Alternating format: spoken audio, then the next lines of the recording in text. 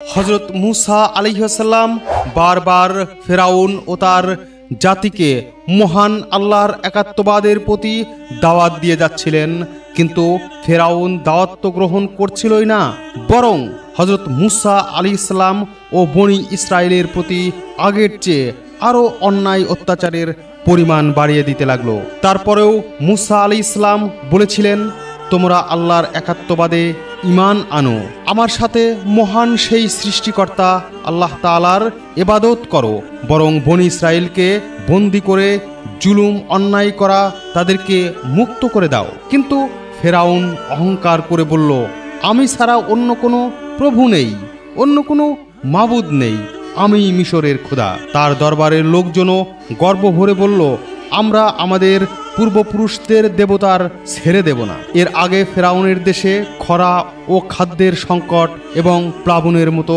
মহা গজব নেমে এসেছিল। এই অন্যায় অত্যাচারে যখন অতিষ্ঠ আল্লাহর পক্ষ থেকে তাদের উপর আরেকটি ভয়ঙ্কর গজব পাঠালেন, ব্যাঙের গজব। সাধারণত একটি দুটি ব্যাঙ থাকলে মানুষ বিরক্ত হয় না, কিন্তু আল্লাহর আদেশে এমন অবস্থা হলো যে গোটা মিশর ব্যাঙে ভরে গেল। ঘরে ব্যাঙ, বাজারে ব্যাঙ, বিছনায় ব্যাঙ, হাড়িতে ব্যাঙ, সর্বত্রই শুধু ব্যাঙ আর ব্যাঙ। তারা হাঁটতে গেলে পায়ের নিচে চাপা পড়তো ব্যাঙ, দরজা খুললে ঝাঁপিয়ে পড়তো ব্যাঙ, রান্না করলে হাড়িতে ব্যাঙ লাফিয়ে পড়তো, পানি খেতে গেলে কলসি ভরে যেত ব্যাঙে, ঘুমাতে গেলে বালিশের নিচে থেকে ব্যাঙ তো, এমনকি কাপড় চোপড়ের ভাঁজে লুকিয়ে থাকতো ব্যাঙ। ফেরাউনের লোকরা আতঙ্কিত হয়ে পড়ল। সারা রাত দিন ব্যাঙের ডাক, চিৎকার, তারা ঘুমাতে পারতো না, তারা বিশ্রাম নিতে পারতো না, কাজকর্মও করতে পারতো না। তাদের নাকে মুখে শরীরে লাফিয়ে উঠত ব্যাঙ। এ যেন এক সীমাহীন যন্ত্রণা। ব্যাঙেরা ফেরাউনের সৈন্যদের দিকে ঝাঁপিয়ে পড়তো, কামড়ে ধরতো, কাপড়ে বসে কাপড় ছিঁড়ে ফেলতো, খাবার পান করা পানি নষ্ট করে ফেলতো। একটু আরামে বসা অসম্ভব হয়ে গিয়েছিল। মানুষ ভয়ে কেঁদে উঠত, এমনকি শিশুদের মুখেও ব্যাঙ ঢুকে যেত। আল্লাহ যাকে হেফাজত করেন তাদেরকে কঠিন বিপদ থেকেও বাঁচিয়ে দেন। অন্যদিকে বনি ইসরাইল আল্লাহর রহমতে নিরাপদ ছিল, তাদের ঘরবাড়িতে ব্যাঙ ঢুকত না। এতে মিশরবাসী আরো অবাক হলো, কেন শুধু আমাদের উপরেই এই ব্যাঙের শাস্তি? সব মিশরবাসী ফেরাউনের কাছে গেল এবং বলল, আপনি তো ব্যাঙ তাড়াতে অক্ষম, আপনি মুসাকে বলুন, মুসা যেন তার খোদার কাছে ব্যাঙ থেকে মুক্তির জন্য প্রার্থনা করে, প্রয়োজন হলে আমরাও মুসার ধর্মকে গ্রহণ করব।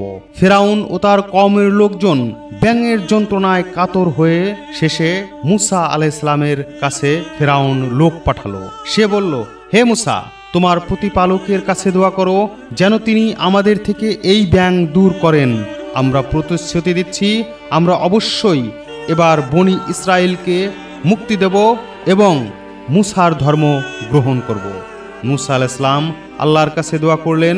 কিছুদিনের মধ্যে ব্যাঙ অদৃশ্য হয়ে গেল, দেশ শান্ত হলো।